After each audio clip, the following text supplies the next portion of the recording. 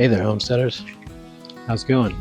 One of the first videos we made for this channel was about our bucket drip irrigation system.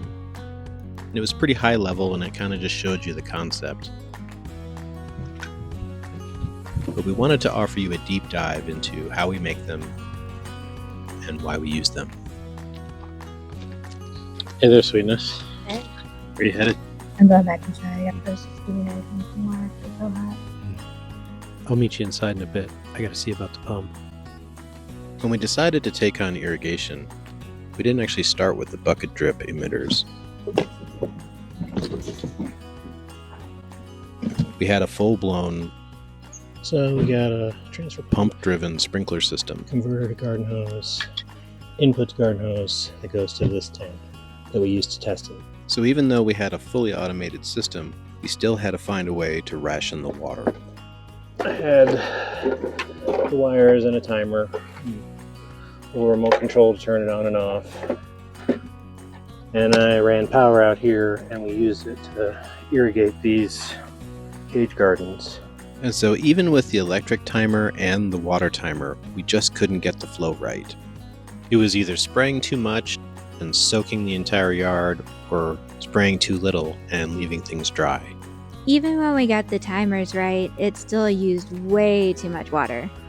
Couldn't get less than 15 gallons a day, and that's too much for a garden this size.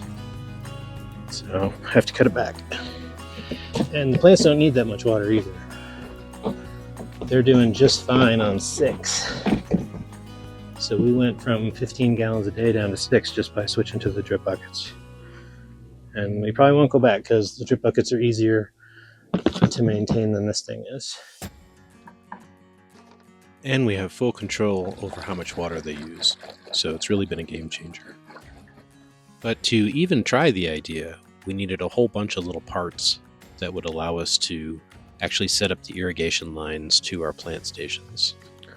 So this is the Carpathian drip irrigation system we like.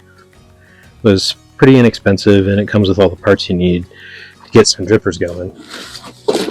Right now we got it filled up with all kinds of other accessories because it comes with a decent box. But you get the 50 feet of 5/16 hose, and you get the 1/4-inch hose, and you get all the little drippers and nozzles and the splitters. So it's a good starting point to get all the little miscellaneous pieces you need. And you are going to have to build one of these. This is the part that goes into the bucket. So you drill a hole in a bucket, you pinch it with the gasket. In my case, I'm connecting this garden hose shutoff valve.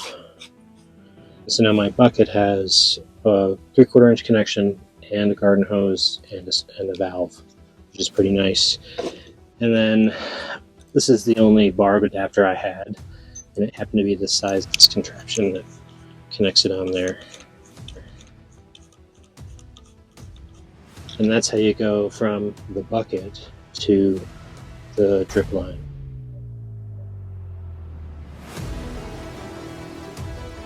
I really like that stuff though because it's very flexible, super easy to work with. It's really easy to get it to slip over the nipples when you're connecting it, and it also keeps the sun out so it doesn't ever get any algae. Good stuff. So these are the little spouts that these kits come with, and I'm going to show you how I modify them because we don't use them stuck in with the stake pointing up. We use them hanging upside down so they drip.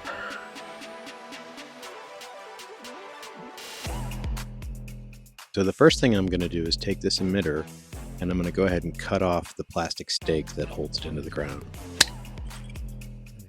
And now we have just the nozzle that we can hang upside down once we make a mounting wire. We take a piece of wire about 6 inches long and we just bend a little loop around the end that will hold the tubing and allow you to take it in and out pretty easily. You can make these any length, but about 6 inches will do. It needs to be long enough to stick in the soil.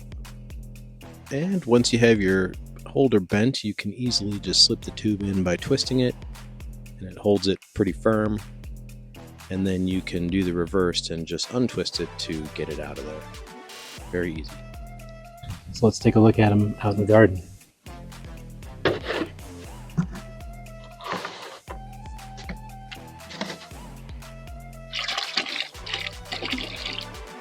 So now I've got my modified emitter connected to the hose, and I just use the stake to poke it into the ground and position it.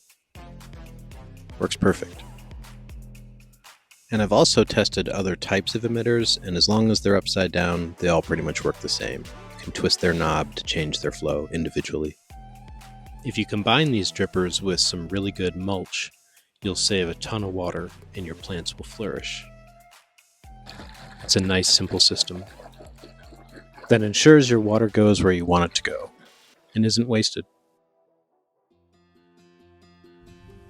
I'm gonna eat a bean. I can't wait. Now that looks like a good one.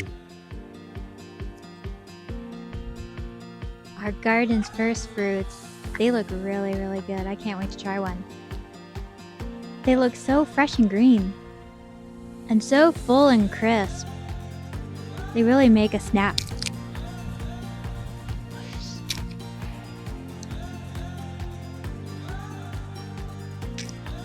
And I've never had fresh peas before, so this is a first for me. That's really good pea. I can't say that. Well, technically it is really good pea. Really good snap pea. Yes, a very good snap pea. That is delicious.